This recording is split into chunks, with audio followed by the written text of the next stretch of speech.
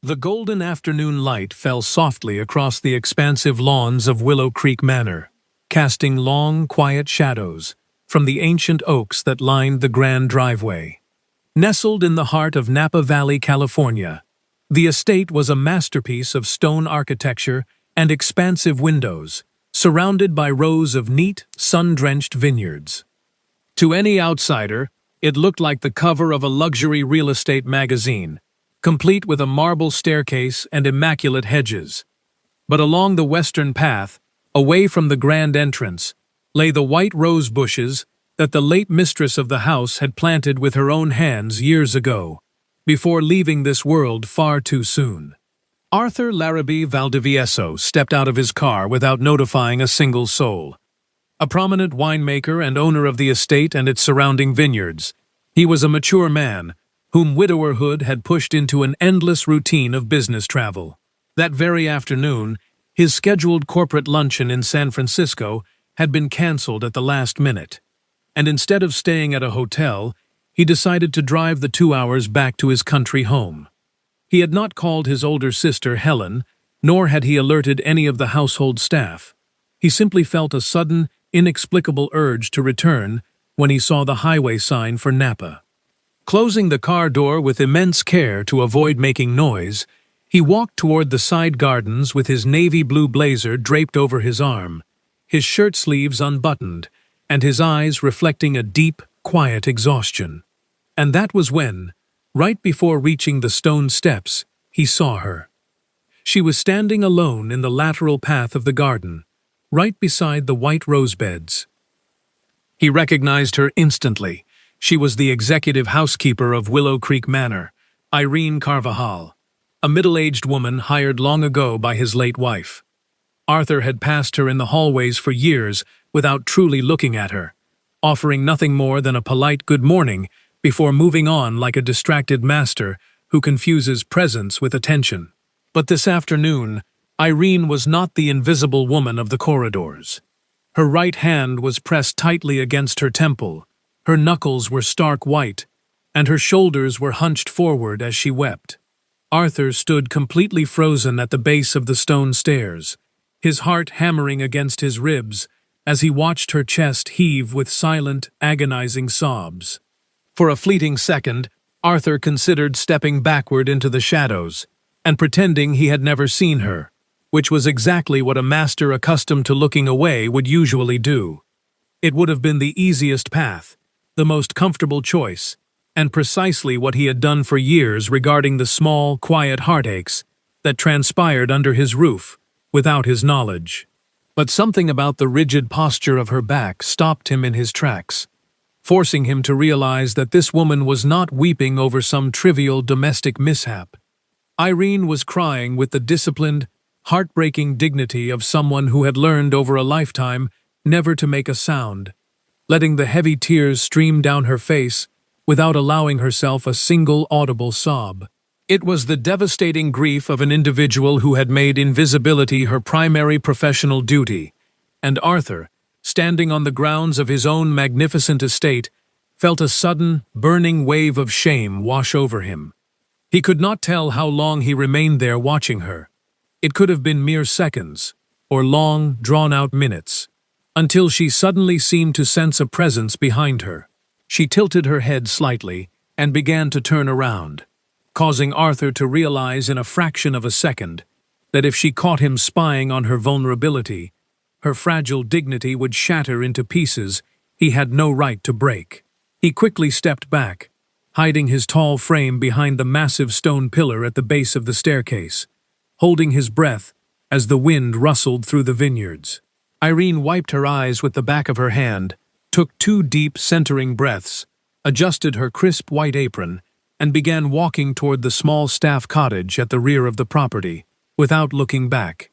When she was finally far enough away, Arthur stepped out from behind the pillar and stared at the empty path, realizing with absolute clarity that his house had ceased to be his home a long time ago. Inside the grand house, Helen Larrabee was meticulously adjusting the floral centerpiece in the formal dining room, with the absolute calmness of a woman who controlled every single square inch of her territory.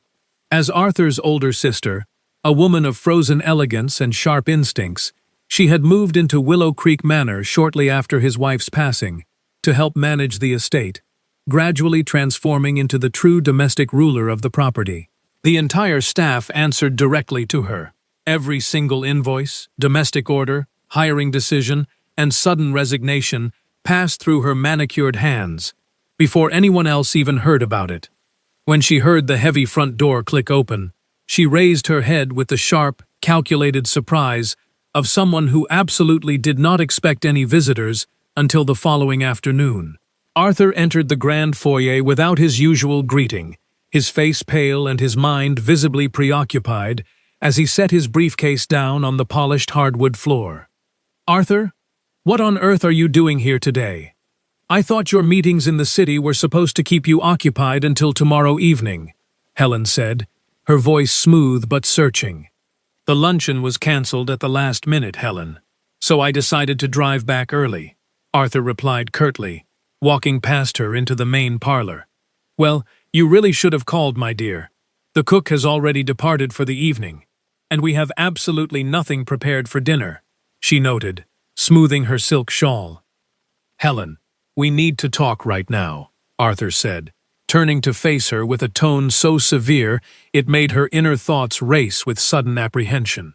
Helen adjusted the fine fabric over her shoulders with a tiny gesture that betrayed absolutely none of her internal panic, though her mind began to calculate her options at lightning speed. Arthur never arrived without warning, and whenever he used that specific, low tone of voice, it meant some unresolved issue had taken root in his mind. "I am listening, my dear. Did something happen on the road?" she asked, her voice dripping with artificial sweetness. "I just saw the housekeeper, Irene, crying hysterically in the garden by the white roses," Arthur said flatly, keeping his eyes locked onto his sister's face. Helen let a tiny fraction of a second pass before responding, a pause so microscopic that almost anyone else would have missed it completely. But this time, Arthur noticed the hesitation. "Oh, Irene is simply an incredibly sensitive woman. She has her difficult days, as people of her station often do," Helen replied with a dismissive wave of her hand. "I spoke to her this afternoon regarding a minor flaw in her service that I was thoroughly dissatisfied with. A complete nothing, really. But you know how these employees are, Arthur. Any constructive feedback is immediately taken as a massive personal insult." "What specific flaw in her service are you talking about, Helen?" Arthur demanded, his voice growing cold. "Arthur, please. Are you truly going to make me cross-examine the minutiae of domestic administration the moment you step off the highway?" Helen laughed elegantly. "Tell me you just had a stressful day, give your only sister a hug, and let us find something in the kitchen to eat together." "I asked you a direct question, Helen. What did you say to her?" Arthur repeated, refusing to back down. Helen held his intense gaze for a long moment before offering the practiced, charming smile of women who had won hundreds of arguments by simply changing the topic with absolute grace. "My dear brother, do not lose your temper with me just because you happened to cross paths with an emotional maid on a Tuesday afternoon," she said softly. "This estate has run perfectly under my guidance for years, and if the housekeeper is dealing with personal dramas, it is simply not our structural responsibility to solve them. If she is becoming too unstable to perform her duties, I can easily terminate her contract tomorrow morning." "No, Helen, you will absolutely not fire her," Arthur said, his voice dropping an octave as he moved toward the staircase. "I want to have a quiet evening, and tomorrow morning I am going to speak with Irene myself." "Arthur, domestic matters are my domain," Helen began, but he cut her off immediately. "I said I will speak with her myself tomorrow, Helen. Now, I am going to my study, and I do not wish to be disturbed." As Arthur ascended the stairs toward his private quarters, Helen remained standing in the foyer, her pleasant smile instantly vanishing into a mask of pure fury. She hurried into the side study, pulled her phone from her pocket, and dialed a number with trembling fingers. "Richard, we have a major problem," she whispered urgently into the receiver. "Your uncle returned a day early, and he saw things in the garden that he was never supposed to witness. On the other end of the line, her son, Richard, felt a sudden knot tighten in his stomach. "Mother, what did he see?" he asked. "He saw the housekeeper crying. We need to accelerate our plans immediately," Helen hissed before hanging up. A few dozen yards away, in the quiet staff cottage at the back of the property, Irene entered her small dining room, with her face still visibly swollen from her tears. She removed her apron, folded it with practiced care over the back of a wooden chair, poured herself a glass of cold water, and drank it, while staring blankly at the wall. From the small bedroom at the end of the short hallway, a sweet, fragile voice called out to her. "Mom, is that you? Are you finally home?" Irene immediately ran her hands over her face, checking to ensure that the physical marks of her grief were not too obvious for a child to notice. She walked into the bedroom, where her 7-year-old daughter, Alana, was sitting on the bed with an open storybook resting on her small lap. When the little girl saw her mother enter, she smiled with the complete, unreserved joy of children who have not yet learned to hide their emotions from the world. "Mom, you are just in time. I was reading the story about the beautiful rose that grew all by itself in the middle of the valley. Do you want me to read it out loud for you?" Alana asked eagerly. Irene sat down on the edge of the mattress, gently smoothing the girl's dark hair away from her forehead. "Maybe later, my sweet girl. For now, tell me all about your day at school," Irene whispered, trying to keep her voice steady. "Mom, why were you crying again today?" Alana asked suddenly, her innocent eyes filled with deep worry. Irene felt as though all the oxygen had been violently sucked from her lungs, freezing her in place as she looked at her daughter. She did what mothers always do when a child strikes the exact chord that hurts the most, trying to deflect the pain. "Why would you say that, my darling?" "Mommy is perfectly fine," she lied gently. "Because your eyes look exactly the way they did last Tuesday, and the day before that, and the week before that," Alana replied softly, counting the days on her tiny fingers. Irene pulled her daughter into a tight embrace, pressing the little girl against her chest, as she fought back a new wave of tears, completely unsure of how to answer. Alana was only 7 years old, yet she had been silently keeping track of every single time her mother returned to the cottage with red, swollen eyes. "Mom, if Aunt Helen treats you so badly, why don't we just pack our bags and leave this place?" Alana whispered against her shoulder. Irene closed her eyes tightly, the simple question containing a harsh reality that she had been avoiding for years. Before she could formulate a comforting answer, 3 sharp, aggressive knocks echoed through the front door of the cottage. They were not the gentle knocks of old Frank, the landscape gardener, nor were they the polite taps of Alice, the cook. They were the cold knocks of a butler, delivering an official decree, and Irene's heart sank as she stood up. Irene motioned for Alana to remain quietly in her bedroom, walked to the front door with heavy steps, and pulled it open to find the estate's head butler standing on the porch. Matthew was holding a sealed white envelope in his hand, his eyes cast downward toward the wooden floorboards as if he could not bear to look her in the face. "Miss Irene, Miss Helen explicitly ordered me to deliver this directly to your hands tonight, before the day officially ends," Matthew said, his voice barely audible above the rustling wind. Irene took the envelope with fingers that had suddenly stopped trembling, tearing it open right there in front of the butler to read the contents. Inside was a single sheet of paper, an official termination letter, effective the following morning at dawn, with no formal cause listed, bearing Helen's sharp signature. Matthew raised his eyes slightly, and seeing the profound sadness in Irene's face, he decided to disregard his strict professional boundaries for the first time in his career. "Miss Irene, listen to me very carefully. Do not sign a single thing tonight, and absolutely do not leave this cottage tomorrow morning until Mr. Arthur speaks with you," he whispered. "Frank and I saw the master arrive this afternoon without his usual driver. Something is shifting in this house, and Helen knows it, which is why she sent this before he could talk to you." Irene looked at the butler, realizing for the first time that she was not entirely alone in that massive, hostile estate.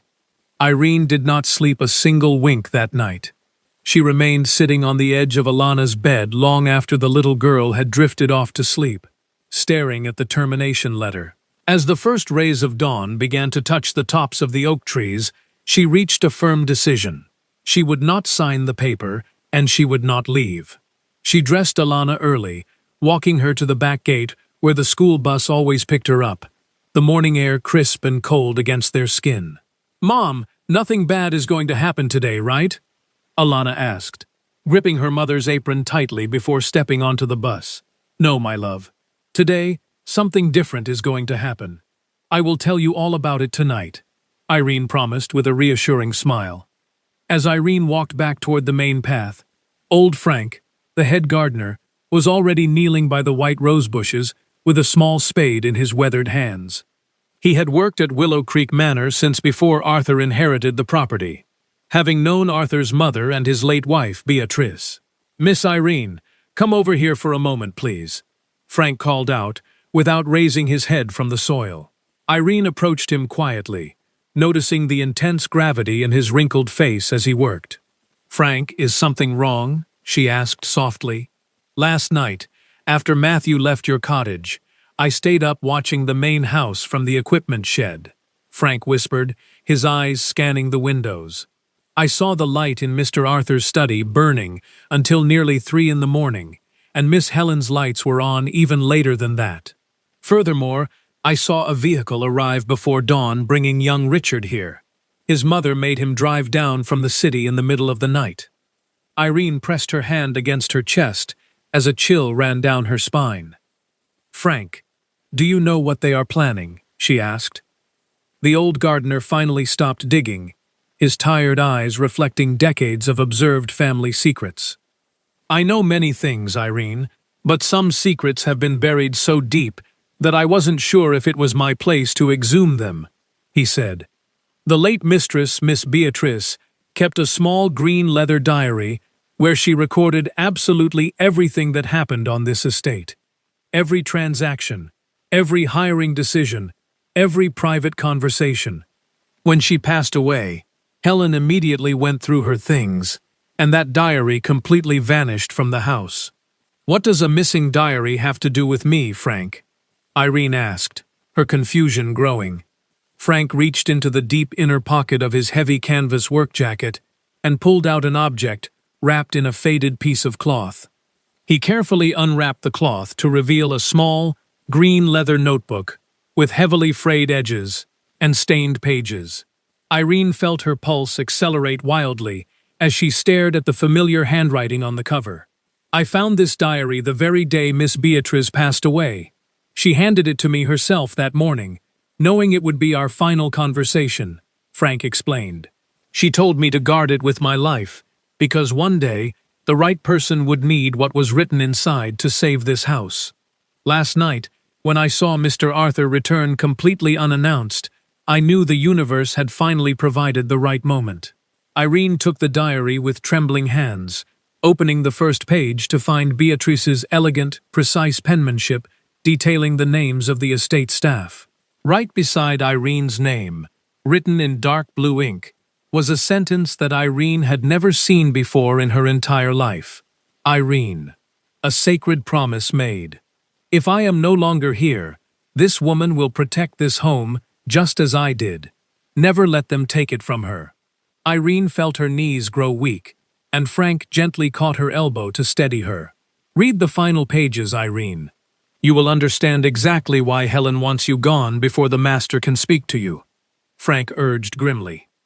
Irene turned the pages carefully, noticing how Beatrice's handwriting became increasingly tense and erratic toward the very end of the little notebook. The entries ceased to be about menu planning or household inventory. Instead, they transformed into a detailed log of financial anomalies. The final pages contained a precise list of dates, bank routing numbers, and massive monetary transfers that Irene did not fully comprehend, but she recognized them as highly irregular. Beside several of these enormous transactions, written twice with aggressive pressure, was a single name: Helen. Irene closed the diary, wrapping it back in the cloth and pressing it tightly against her chest, as if it were a shield. "Frank, this doesn't belong to me. This needs to go directly to Mr. Arthur as soon as possible," she whispered urgently. "I agree entirely, but Helen will attempt to physically remove you from the property before the master even steps outside today," Frank warned. "Mr. Arthur always walks through these rose bushes early in the morning when he stays here. It's an old habit from when Miss Beatrice was alive. I will keep the diary safe in my pocket, and the moment he arrives at this exact spot, we will place the truth directly into his hands." Irene nodded, handing the cloth bundle back to the gardener before returning to her duties. Meanwhile, in the main kitchen of the manor, Arthur was pouring himself a cup of black coffee, having achieved absolutely no sleep during the agonizingly long night. The haunting image of Irene weeping in the garden had played on a loop in his mind, and his sister's cold words regarding domestic staff had left a bitter taste. He stepped through the side French doors of the dining room, walking slowly along the gravel path toward the white rose beds, breathing in the crisp morning air.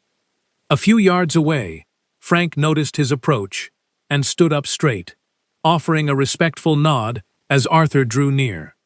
"Good morning, Frank. How are the grounds looking today?" Arthur asked, trying to project his usual calm demeanor.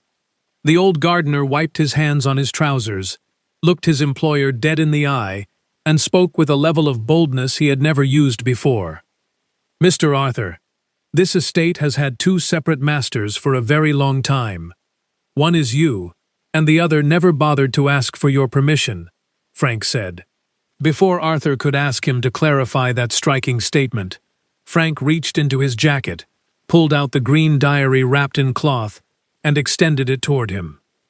Arthur received the green leather diary with a heavy heart, standing completely motionless on the path for several minutes, without daring to unwrap the faded cloth. He held it in both hands, staring at it as one looks at an artifact that possesses the terrifying power to alter reality the moment it is opened. Frank remained quietly by his side, resuming his work with the soil, to give his employer the necessary emotional space to process the moment. The morning sun was beginning to break through the Napa fog, illuminating the morning dew on the white petals. "Frank, this is her handwriting. This belongs to Beatrice," Arthur whispered, his voice cracking slightly under the weight of sudden realization. "Yes, Mr. Arthur. She gave it to me on her very last morning in this house," Frank replied softly, without looking up from the rosebush. "She told me to keep it far away from the rest of the family, and she promised that when the time was right, a person would appear who desperately needed the truth hidden inside. I didn't fully understand her words back then, sir, but today, looking at you standing here, I finally comprehend exactly what she meant." Arthur closed his eyes, a profound wave of grief washing over his tired shoulders. "Why didn't you bring this to me sooner, Frank?" Arthur asked, his eyes opening to look at the old servant. "Because on that tragic day, you were not truly present in this house, Mr. Arthur, and Miss Beatrice knew you wouldn't be present for a very long time," Frank answered honestly. "She told me that her husband would take years to truly return to this estate, and that he would only do so when the house itself called out to him. She knew you better than you knew yourself, sir. She anticipated the endless business trips, the hotel dinners, and the decisions you avoided by staying away." Arthur felt tears prickling the corners of his eyes as he carefully unwrapped the cloth, opening the diary to reveal his late wife's beautiful script. He saw the little sketches she used to draw in the margins whenever a particular thought brought her joy. And then his eyes locked onto the entry about Irene. "Frank, what was the promise Beatrice referred to in this entry?" Arthur asked, his chest tightening. "Miss Beatrice was terribly ill for months before she passed, sir. And while you were away on business, someone had to stay in that room with her during the dark hours," Frank explained. "That person was Irene, and she didn't do it for a salary. She did it out of pure love, holding her hand, bathing her feverish forehead, and telling her stories to make her smile. I used to hear their voices through the open window while I worked down here, sir. Miss Beatrice's weak laughter, and Irene's patient, soothing comfort." Frank continued softly. A few days before she died, Miss Beatrice made Irene promise that as long as she had breath in her body, she would ensure someone loved this house the way she did. Irene made that promise with her hand resting on your wife's hand, and she has kept it every single day since then, despite how Helen treated her. Arthur pressed the diary against his chest, his breathing ragged, as the sheer weight of his own prolonged absence crushed his spirit. Did Helen know about this promise? He managed to ask through his grief. Helen arrived a few weeks after the funeral, sir, and she immediately seized control of everything, locking Miss Beatrice's private bedroom and keeping the key for herself, under the guise of preservation, Frank said. She has spent the last 6 months attempting to drive Irene out of this house through sheer psychological cruelty, and last night, she finally sent Matthew with a termination letter. Arthur's eyes flashed with a sudden, cold anger. Frank, take me to my wife's old bedroom right now, he ordered. The door is padlocked, sir, but Miss Beatrice gave me a duplicate key years ago, telling me to keep it until you explicitly asked for it. You just did. As Arthur and Frank walked toward the lateral entrance of the grand mansion, Helen was pouring fresh coffee in the smaller breakfast parlor across the house. Sitting opposite her, with his elbows propped on the table and his eyes staring vacantly out the window, her son Richard was nervously stirring a cup of tea. He had arrived before dawn, looking thoroughly exhausted, his face reflecting the heavy burden of a young man who had been complicit in secrets for far too long. Richard, I need you to be completely focused this morning. Your uncle is questioning things he has no business investigating, Helen said, her voice sharp. Mother, just tell me the truth for once. Why did you force me to drive down here in the middle of the night? Richard asked, setting his spoon down. Because Arthur saw the housekeeper crying, and he is going to want to open conversations that do not benefit any of us, Helen explained coldly. I need you to speak with him before he speaks with me. Tell him that you found me weeping in my room, that I am completely overwhelmed by the domestic accounts, and that Irene has been stealing from the estate. We need to frame her before he uncovers anything else. Richard stared at his mother in absolute horror, his stomach turning. Mother, do you even hear yourself right now? Richard asked, his voice trembling with a mixture of anger and profound disgust. For the past 6 months, you have been asking me to sign strange corporate documents, to make offshore wire transfers, and to lie about things I never saw. I did it because you are my mother, but today you want me to lie to Uncle Arthur about a woman who comforted Aunt Beatrice until her very last breath. Helen slammed her coffee cup onto the table with a terrifying force, her eyes narrowing into slits. Your aunt was a simple woman who married into this family by pure luck, Richard. She was absolutely nobody before she took your uncle's name, and that servant only exists in this house because of her, Helen hissed. I owe absolutely nothing to that dead woman's memory, and neither do you. The only thing you owe is loyalty to the family name that funds your entire lifestyle, and that name survives because I know how to manage our assets. Richard stood up from the table slowly, shaking his head. I am not going to lie to Uncle Arthur, Mother. If he asks me what I have been signing, I am going to tell him the absolute truth, he said before walking out of the room, leaving Helen alone, her hands shaking with a sudden, terrifying panic. In the western wing of the house, Arthur and Frank arrived outside the heavy oak door of Beatrice's former bedroom, which had remained sealed for years.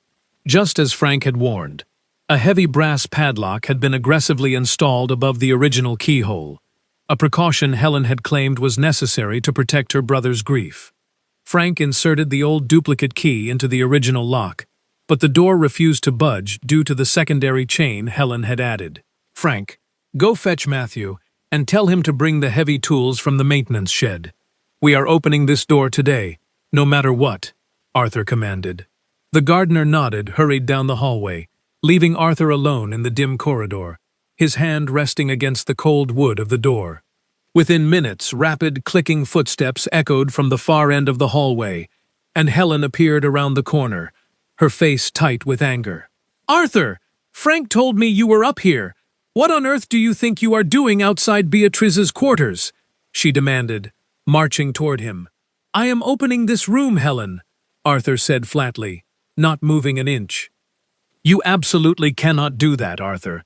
I had this room sealed to protect your fragile emotional state. Entering now will only destroy the progress you've made," she argued frantically. "I am entering this room right now, Helen," Arthur repeated, his voice dangerously calm as he stared at his sister's pale face. "Arthur, I beg of you to stop this madness. Let us go downstairs and discuss the estate accounts properly. Not like this, not by breaking locks," she pleaded. "Why are you so terrified of me stepping inside this bedroom, Helen?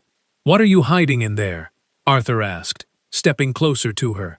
Helen remained silent for a fraction of a second, her frozen elegance finally cracking, revealing a deep, desperate terror that she could no longer conceal. "Because inside that room, Arthur, there are things your wife left behind that would completely destroy your perception of this family, and I kept it locked to protect you out of sisterly love," she lied aggressively. Arthur looked at her with pure disdain. "You opened this room the day after her funeral, didn't you, Helen? What did you remove from her desk?" he asked. Before she could answer, Matthew and Frank appeared in the corridor, carrying a heavy set of bolt cutters and a toolbox. Arthur extended his hand toward the butler. "Matthew, give me the tools, please. Helen, go to your sitting room. We will have our final conversation shortly." Realizing she had lost control, Helen turned on her heel and fled down the hallway. With a loud metallic snap, the padlock fell to the floor, the key turned, and the door swung open. What Arthur saw inside the locked bedroom of his late wife left him standing completely paralyzed on the threshold, unable to draw air into his lungs. The room was not pristine and untouched as Helen had claimed for years, nor was it destroyed. It was something far more insidious. It had been systematically repurposed into a cold, clinical corporate archive for Helen's private transactions. Beatrice's beautiful handmade quilt still rested on the mattress, and her books were still aligned on the shelf, but her personal photographs, her sewing basket, and the antique music box Arthur had given her for their first anniversary were entirely gone. In their place, lined up perfectly on the elegant vanity, were 4 thick black corporate binders, labeled with precise white lettering. Arthur stepped into the quiet room, each footstep echoing against the dust of his prolonged absence, while Frank and Matthew remained outside, out of deep respect. He approached the vanity, pulled open the first binder, and found dozens of fraudulent invoices, unapproved land surveys, and massive corporate withdrawals charged directly to the family vineyard's primary accounts, all bearing Helen's signature. The first 3 binders detailed a massive, multi-million-dollar embezzlement scheme that had been running under his nose for years. He picked up the 4th binder, which bore the initials RLB, Richard Larrabee Beaufort. Opening the final binder, Arthur discovered a meticulous record of monthly wire transfers stretching back 5 years, funneling vast sums of money directly into his nephew's private accounts, authorized entirely by Helen using forged vineyard credentials. A cold, professional rage began to overtake Arthur's grief, the fury of a businessman who realized his emotional absence had allowed his own blood to rob him blind. He walked over to the bed, lifting the heavy down pillows where Beatrice used to rest her head, and his fingers brushed against something hidden inside the linen casing. He pulled out a small, faded photograph that had been folded into 4 neat squares, carefully smoothing it out beneath the morning light. The photograph depicted 2 women sitting on the edge of that very bed. Beatrice, already visibly frail from her illness, was cradling a tiny baby girl in her lap, while Irene sat beside her, holding Beatrice's arm with a deep, sisterly tenderness. The baby was Alana. Beatrice was smiling with a radiant joy that Arthur hadn't seen in her face for years before she died, and looking at the image, he realized that Irene had given his wife the family she had always despaired of having. Arthur sank onto the edge of the mattress, burying his face in his hands as he finally allowed his tears to fall.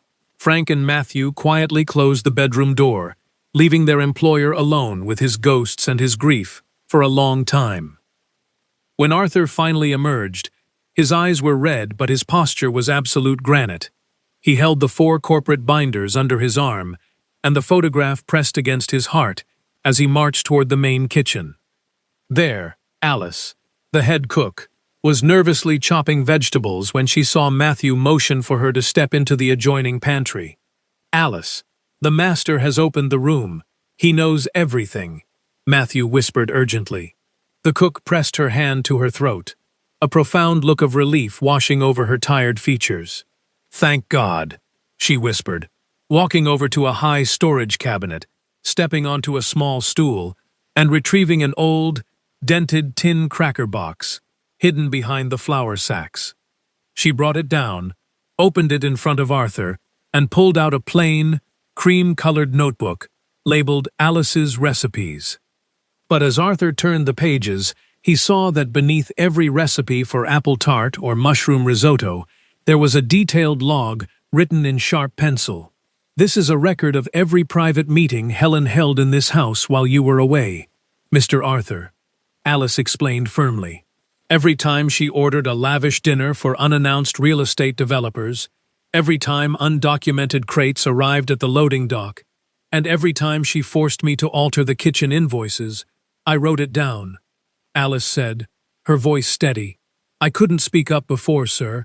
I support my disabled sister on my salary, and Helen threatened to ruin my reputation if I ever questioned her authority.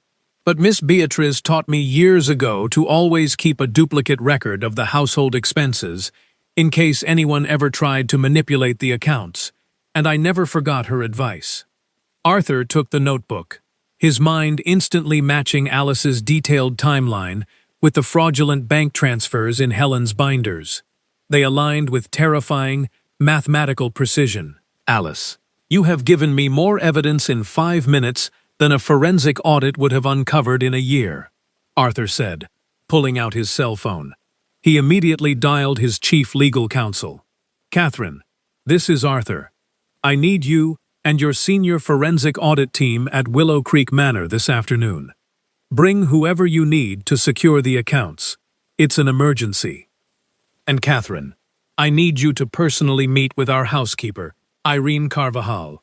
She is to be treated as a formal witness, and I am providing her with full legal representation at my expense." An hour later, Helen was frantically packing her leather designer handbag in her private sitting room, having already made the desperate decision to finalize an illicit land sale she had been arranging for months. She had been secretly negotiating the unauthorized sale of a prime 100-acre parcel of the Vineyards Commandant land, using a shell corporation she had established via forged cross-authorizations bearing Arthur's signature.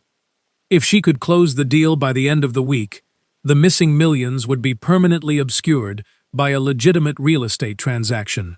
She grabbed her coat, turning toward the door, when the sound of multiple vehicles tearing up the gravel driveway caught her attention. She looked out the window to see 3 dark sedans parking in front of the grand entrance, and out of the first vehicle stepped Catherine, Arthur's formidable corporate attorney, followed by a team of federal investigators. Helen's phone vibrated violently in her hand. It was a text message from her son, Richard. "Mother, Frank told me everything Aunt Beatrice said about Irene before she died. I cannot carry this guilt any longer. I have given Uncle Arthur the digital keys to the offshore accounts. I am so sorry. Richard." Helen stared at the screen, her phone slipping from her fingers as Arthur walked into the room, flanked by investigators. Helen stood frozen as Catherine stepped forward, presenting an official court order freezing all personal and corporate assets tied to the Larrabee estate. "Your tenure at Willow Creek Manor is officially over, Helen," Arthur said, his voice completely devoid of emotion as he held up the green diary and Alice's logbook. "The shell corporations have been identified, the wire transfers have been mapped, and your son has already turned over the digital evidence." At the same moment, at the rear cottage, Frank knocked gently on Irene's door. "Miss Irene, the master is requesting your presence in the main hall immediately. He explicitly asked that you bring little Alana with you." the old gardener said with a bright smile. Irene felt her heart race with sudden apprehension. "Why does he want Alana there, Frank?" she asked, smoothing her daughter's school uniform. "Because there is a little girl in this house who has been kept in the shadows for far too long, and Mr. Arthur intends to bring her into the light," Frank replied gently. Irene took Alana's small hand in hers, and together they walked along the sunlit path toward the grand stone entrance of the mansion, the little girl looking around wide-eyed. Alana and her mother Irene return to the manor after the truth is uncovered, where Arthur finally recognizes Alana as the child his late wife, Beatrice, deeply loved.